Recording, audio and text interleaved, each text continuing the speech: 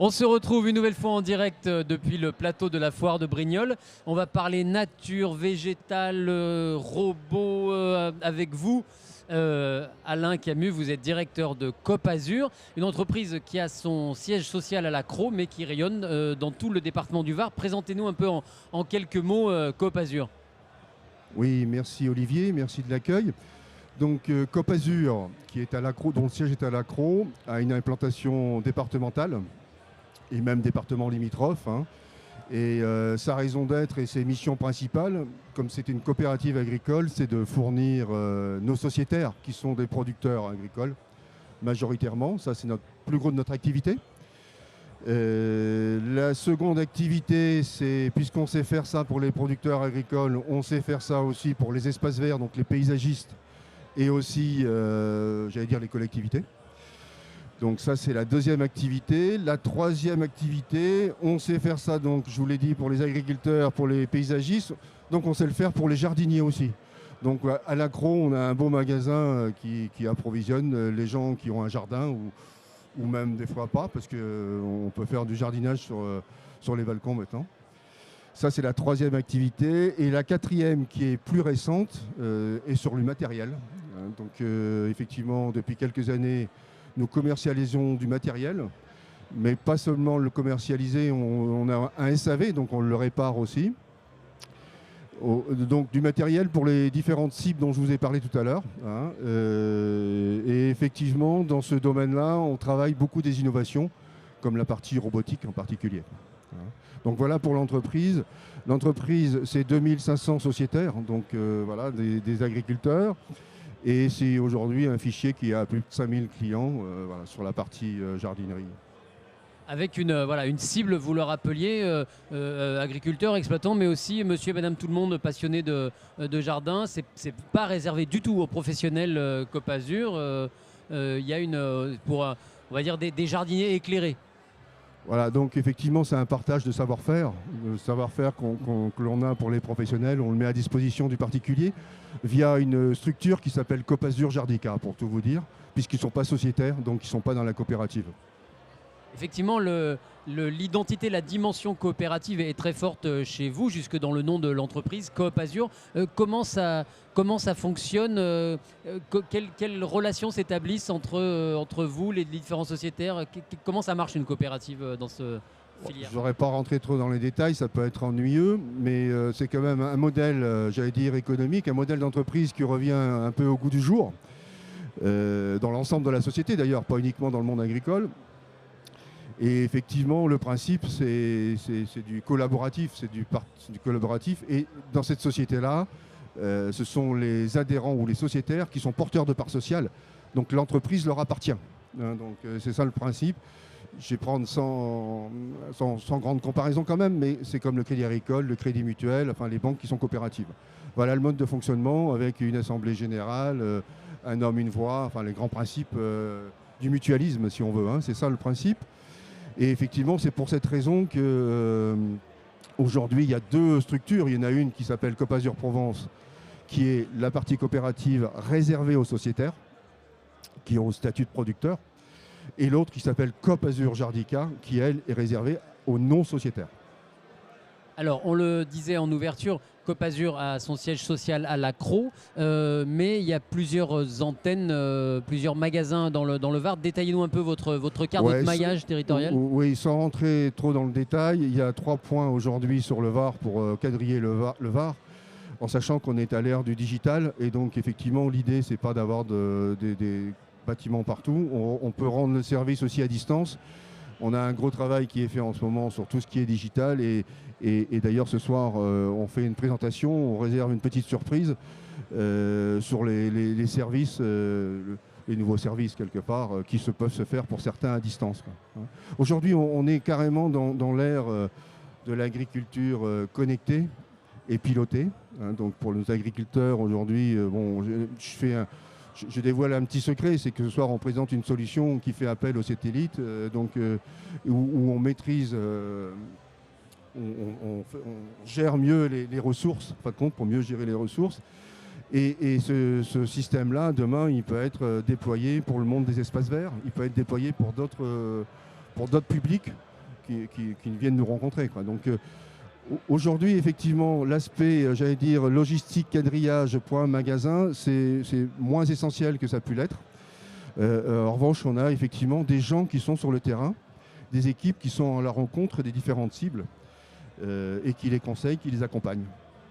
Voilà, il y a cette dimension conseil. Quand vous parlez digitalisation de votre activité, il y a des systèmes de drive, de livraison. Comment ça se concrétise? Oui, sauf que la digitalisation chez nous, c'est pas uniquement de faire du e-commerce. J'aurais pas été désagréable là, mais nous, la relation avec les gens est importante.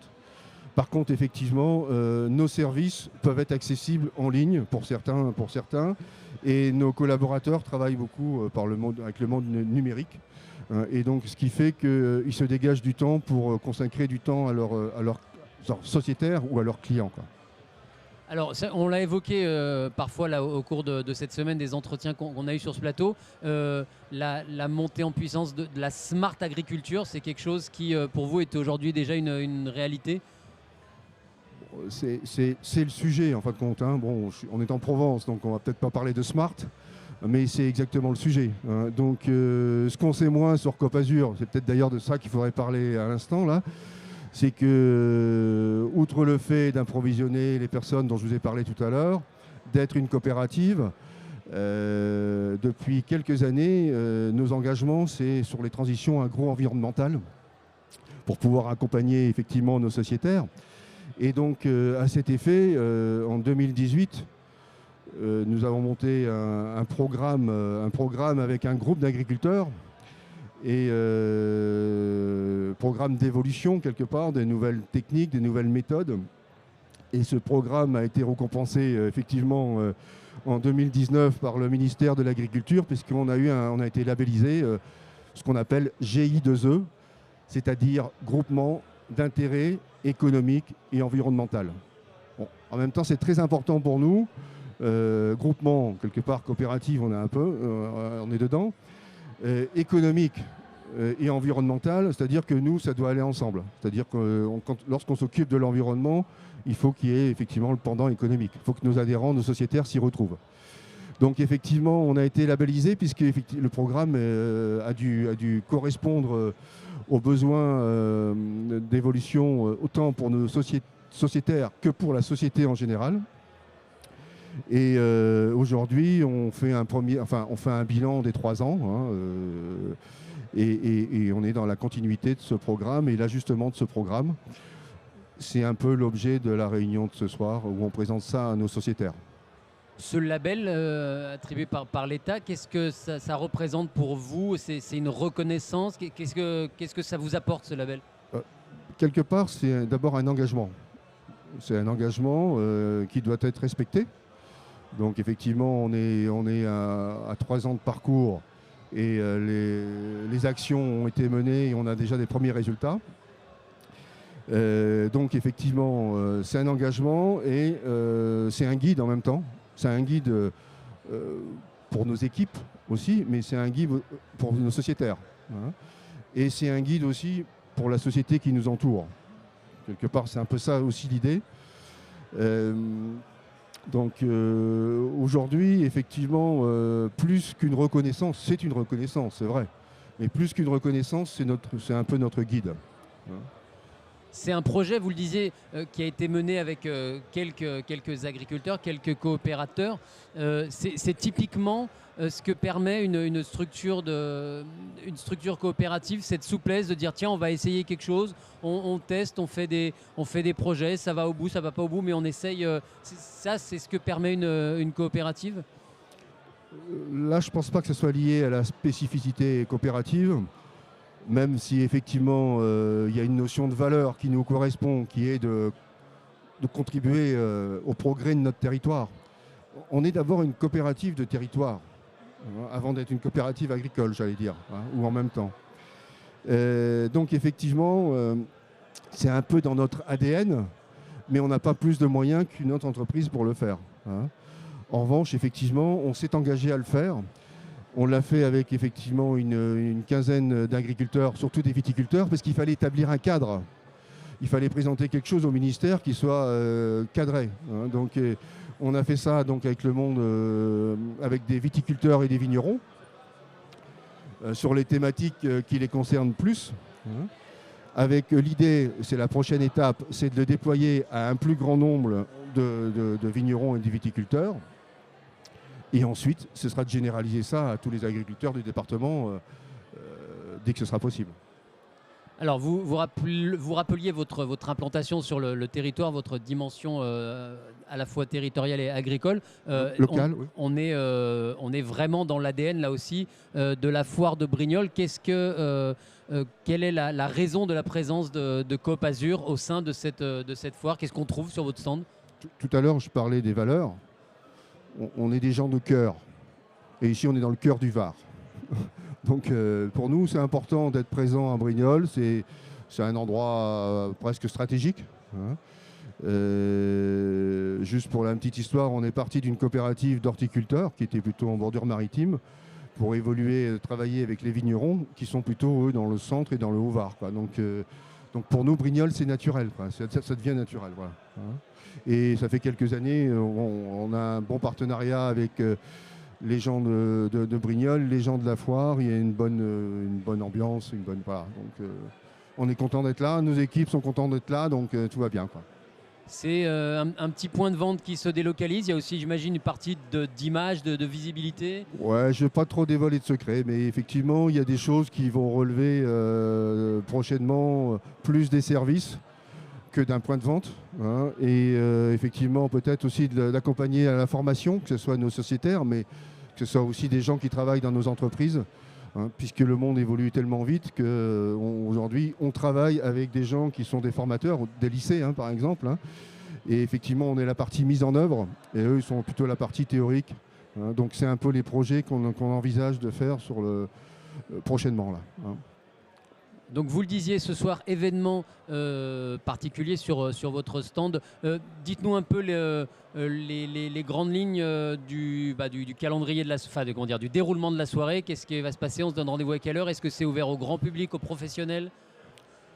Oui, donc je ne vous dirai pas tout déjà. Hein. Mais effectivement, on a souhaité recevoir nos sociétaires, mais d'autres personnes vont se joindre à nous et c'est avec plaisir. Hein, donc, pour leur faire part de l'évolution de ce qu'on a parlé tout à l'heure, c'est-à-dire le GI2E, hein, et puis effectivement les perspectives qui sont envisagées avec les innovations que l'on est sur le point de maîtriser et donc on pourra effectivement déployer en tant que service tout prochainement pour nos sociétaires dans un premier temps. Et je vous l'ai dit tout à l'heure, ça intéresse la société tout entière. Donc voilà, les gens sont bienvenus. C'est à 17h45. Et puisqu'on se répartit le job entre les différents stands, théoriquement, on a prévu de s'arrêter à 18h30, 19h au plus tard, quoi. Voilà. Très bien. Merci Alain Camus d'être venu nous présenter Coop Azur, acteur local engagé dans cette transition agroécologique. Agro-environnemental. Agro-environnemental. Le terme est noté. Merci Alain Camus d'être venu nous présenter Coop Azur. Bonne journée, bonne fin de foire et bonne présentation tout à l'heure. Merci beaucoup. Merci à vous Olivier. Bonne soirée. Merci.